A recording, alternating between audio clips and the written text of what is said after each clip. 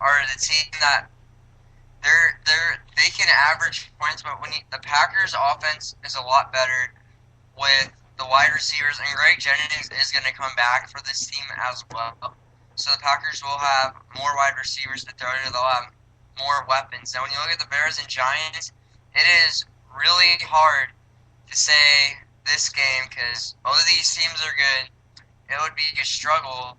I mean, it's hard to say, but I would give if once the Bears have Jay Cutler back, I give it to the Bears. The Bears have played well, even though their O-line did just awful Monday night. I would still give it to the Bears. All right, Nick, your wild card round in the AFC. Well, let's just look matchup wise across the board. You had the wild card Steelers against the number three Patriots.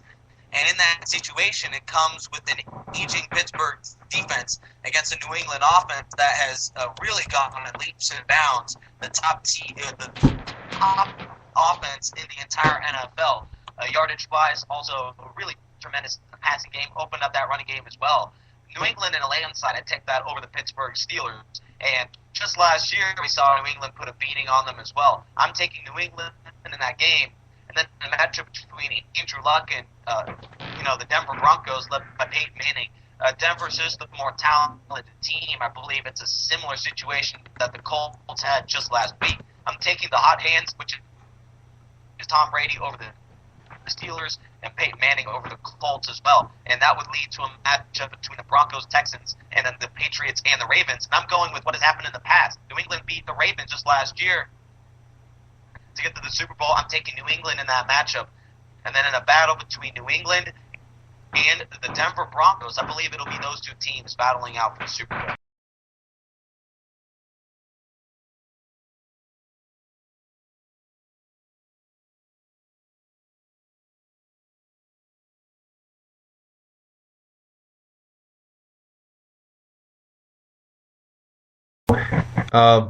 Falcons, Bears, Niners, Packers. People were expecting the Niners and the Packers to play in the NFC title game last year. It did not happen because the Giants upset the Packers at Lambeau. And then everybody knows what happened after that. So it'll go Falcon. For Falcons and Bears, I'll give that game to the Falcons. Falcons, probably the best team this year at home. They're very happy playing at the Georgia Dome. They're really flawless in their home stadium, and the Bears. Even though their defense will be good, their offense is still a struggle. Obviously, people saw that on the Monday night game. If Jay Cutler's out again, who's going to lead this team? And obviously, Jason Campbell cannot do that. So I got the Falcons over the Bears. And then Packers and Niners, this will be a very, very great. This will be probably in his game to remember, in my opinion. But I'll give to the Niners. Niners also a great home field team. I think that they'll get a good win over the Packers. I think that the Packers defense is not as good as last year's, which led the Packers to a 15-1 regular season record. So it'll be Niners and Falcons in the NFC title game. I'll have to give it to the Falcons because of what they bring this year with their offense. Their offense has completed. Really, their rookies of a few years ago have turned to really well-knowledge veterans of the NFL and really will take this team to the Super Bowl. And Nick, what was the team that you had in the AFC? Nick? All I had in the Super Bowl, it'd be Texans and the Broncos battling it out.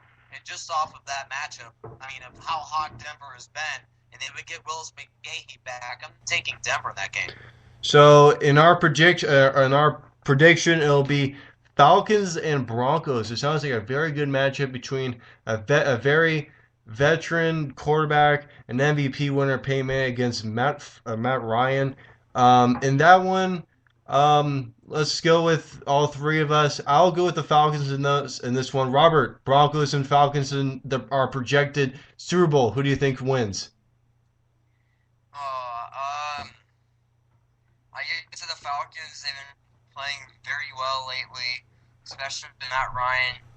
He's been a very good QB this season, as well as the offense has been really good with Turner, and the defense has done well. So I give my hats off to the Falcons. Nick? Well, this would be crazy. Yeah, it'd be crazy if it ended up Falcons Broncos. We saw a game earlier in the year, and most notably Peyton Manning 3 interceptions in the first quarter. But the Broncos battled back in that game and came very close to winning. And that was a team that was really out of sync. Peyton Manning just getting in there. The Broncos started 1-3, and they still almost upset the Falcons at home. I'm taking Denver in a matchup that they have really gotten hot as of late. And the Broncos are on a roll. They are now in sync and have that Hall of Fame quarterback playing the way that he can. I'm splitting this one, guys. I'm taking Denver in this game in a huge Super Bowl matchup. Any match would be very interesting, but Broncos Falcons obviously would be very entertaining. All right, it's a 2-1 decision for our projected Super Bowl. Myself, and Robert going for the Falcons, and then Nick Rice surprisingly picked the Broncos to be in the Super Bowl. He picks the Broncos once again to win the Super Bowl. I have a quick question to wrap up the playoff picture topic that we have here tonight.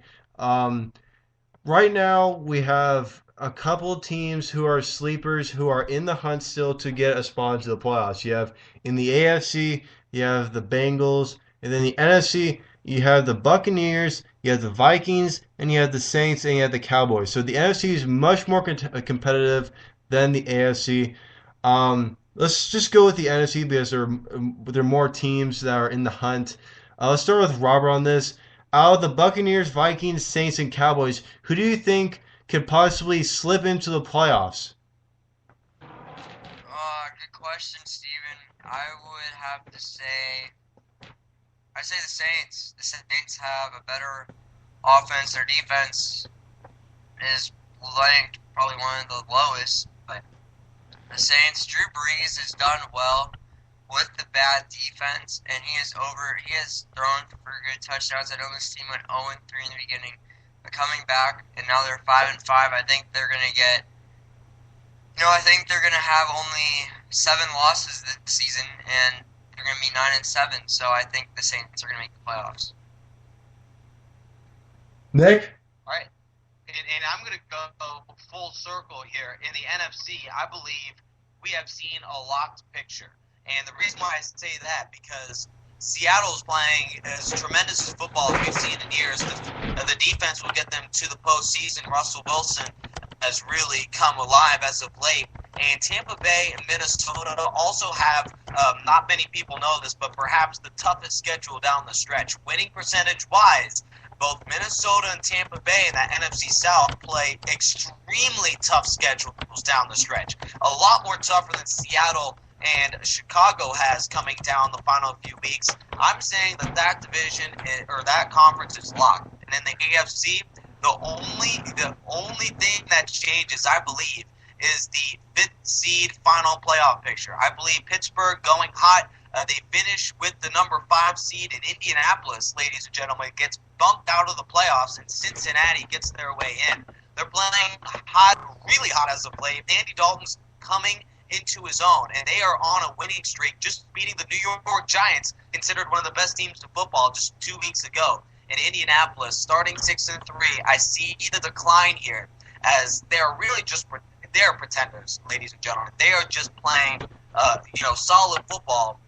Team football, which is great, but they're still one of the least talented teams in the NFL, and talent will certainly go Cincinnati's way. And being only a game back, I'm taking Cincinnati making their hay in the playoffs. And that's a great way to end this topic. Let's go to commercial break. And when we come back, we'll start wrapping up the show by making the predictions of Week 12 games. We'll start with the Thursday games with the games like Houston and Detroit, Washington and Dallas, and New England and the New York Jets. And then we'll continue on to the Sunday games, as there are no Monday night games this week. So when we come back, we'll do that and just a little bit more when we come back after this 30 seconds to NFL Tonight here on Spreaker.com in affiliation with the National Sports Radio Station. Keep the chat box lighting up, guys. Text me any questions. The number is on the top of the chat box. And I'll see you back, guys, in 30 seconds. And we'll continue with NFL Tonight. Dr. Stranger, like blase blah, bringing danger. Infernal, subharmonico sick. Stand tall, surfing ink from Vic. Push the click, now I'm running. Leading down the L-pen shaft. And spin a phonograph to exercise a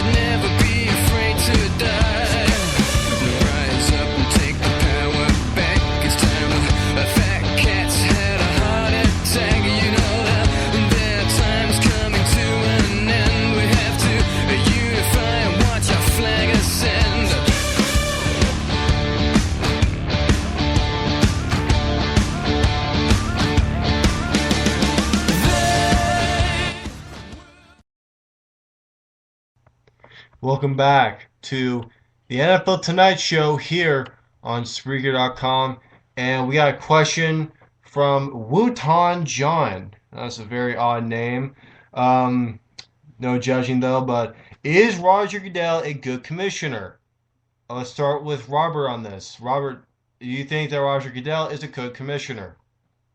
I think he's good. He makes the right decisions. I mean, he's trying to make the NFL league, try to make it more safe and not having, I haven't seen NFL lockouts, which he's been doing good on that. Fortunately for NHL, they're in a really bad situation, but Roger Goodell has done pretty well as a commissioner, and I really like him. Robert, And, I'm just going to go to this real quick because Roger Goodell has taken a bunch of heat, but any commissioner in the NFL or any head of any organization, business, any manager of any company is going to take the kind of heat, more or less that Roger Goodell is taking. I think Goodell has done a tremendous job in the situation that he has because now the head and the concussion issue has been an issue more than ever before. And I believe that some of his unsung actions have really helped out this National Football League game that has gotten more viewership than ever before. The NFL is the best sport in America. Yeah, I think that I think he's done a good job. There's some concerns that some people have with him in the way that he's handling all the scrutiny from the former players about the health issues of former players, but overall, I think he really handled the NFL lockout. He just did that really well. I think that he made a big difference in having the NFL not conflict with the regular season like the NBA did with their lockout. I think that if that happened, I think that Roger Goodell could have gone down as probably one of the worst acting commissioners in NFL history if he let the NFL go into a lockout like it could have happened like the NBA had. But, he's done a good job overall. He's handled things extremely well. He's handed down punishments very well. I think that he's done. My bad. I think he's done a great job just overall doing what he does best, and that's just leading a league that's, like Nick said, becoming one of the most popular sports to watch in America. And let's go straight at it, guys. The games that are going on in Week 12. Let's start with the afternoon game in the East Coast, the morning game in the West Coast. Houston and Detroit and Ford Field. Let's start with Robert on this one. Robert, who do you got in Texans Detroit Lions game? Steven, my pick's already Houston. Their offense will probably win the game for them as well as their defense. They're a 9-1 team, and Detroit, they just don't use their talent very well, so Houston has my pick. Nick? I'm going to have to make it a 2-0 decision for you guys, but even though Houston has the way better record in this game, Detroit will put up a big-time fight at home. They've been hot as of late, and they're one of the top offenses in the NFL, taking on a team that almost lost the Jacksonville